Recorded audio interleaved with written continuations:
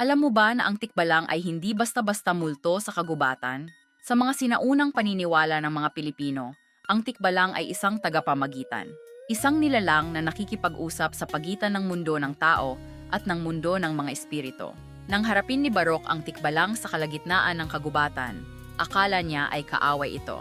13 taong gulang siya. Mahirap. Laging tinutukso sa paaralan.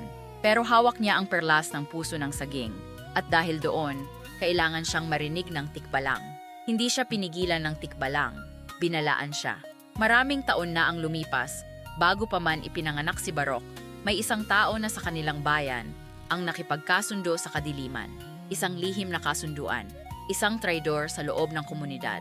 At ang tikbalang ay magsasalita ng buong katotohanan sa iisang tao lamang, sa taong may hawak ng perlas.